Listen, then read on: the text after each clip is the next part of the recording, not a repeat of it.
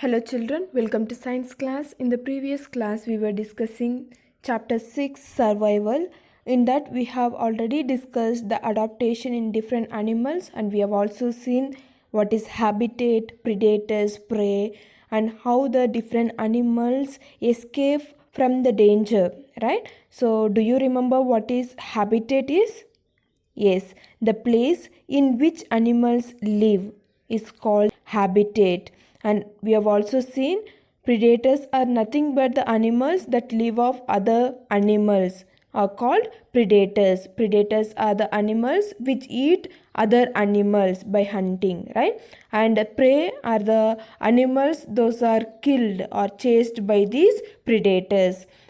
And we have also seen how the different animals like insects, chameleon, they change their color to hide themselves in that particular environment so that the predator will not identify these animals, right? Okay. And if you see some animals like insects and fish, they lay millions of eggs because at least some will survive and reach their adulthood. And some other animals like elephant, zebra, all these species live together in herds because they can protect their younger ones. Okay. And many of the larger species of animals have developed the body parts for the protection. They have a sharp teeth, pointed horns, which will help them in defense. Okay, many smaller animals produce poisons like snakes. All these produce poisons in order to threaten the predators. And if you observe the pangolin and porcupine, so they have a spines or the protective covering, okay, which will help them to protect themselves from the danger. And when you see a turtle, the simple defense system of turtle is its shell. Okay, it acts as a protector for this turtle, so predators cannot penetrate it and kill this turtle. Okay, so for the turtle, the shell is the protector for it. Okay. So next we are going to see animals migration. So first of all, what is this migration is about? Okay, so many species migrate. This is the mass movement of animals from one place to another place. So why do the animals have to migrate? That means they have to move from one place to another. What is the reason?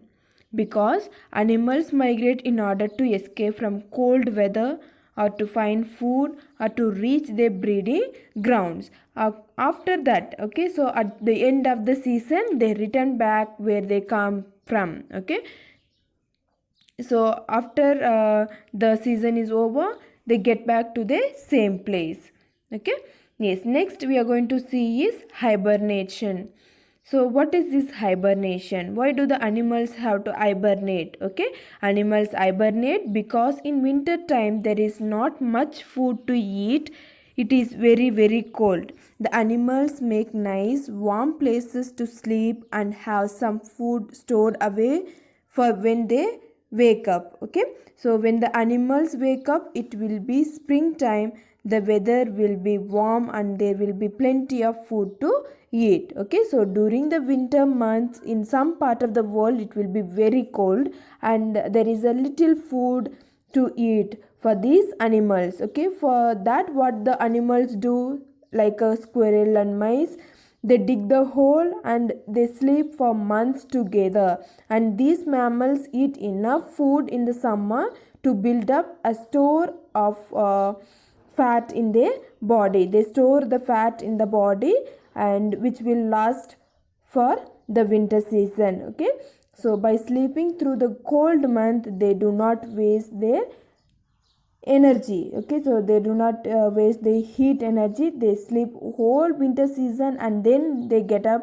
Okay, when they get up, it will be the springtime, right? So when the springtime comes, it will be warmer and they will get plenty of food to eat. Okay, this process of sleeping together for months, we call it as a hibernation. Okay, yes, so the next is, so this is a hibernating mouse. Okay, so it is sleeping in the winter season, right? So it will sleep throughout the winter season and then after the winter season it will wake up. Okay, so this we call it as a hibernation. The next, animals in danger. Okay, so why do the animals are in danger? Yes, because of so many reasons. Okay, let's see the reasons one by one.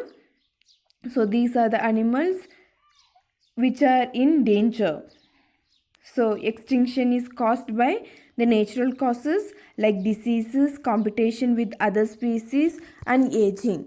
And natural disasters like fire, drought, flood, volcanoes, because of all these the animals get extinguished, right? Or it becomes extinct, right? So animal species may become extinct due to disease, change in the climate, and poor supply of food, and also because of the man-made cause. Okay, so when the forests are cut down, many birds, insects, and mammals lose their natural habitat, their home, and their source of food, right? Okay, if one species is wiped off, if one is wiped off, another species in the food chain may also be affected. So some of the man-made causes are like we pollute the air, we pollute the soil, right? So these pollutions, so for example, the chemical waste from the factories are pumped out into the rivers, lakes, and the oceans, right? The fishes and the other animals which come to drink that water will be poisoned, right? The food chain is affected too. Hunting and killing animals also may lead these animals into dangers, right? So these are some of the man-made causes for which the animals are in danger. Okay, so that's all for today.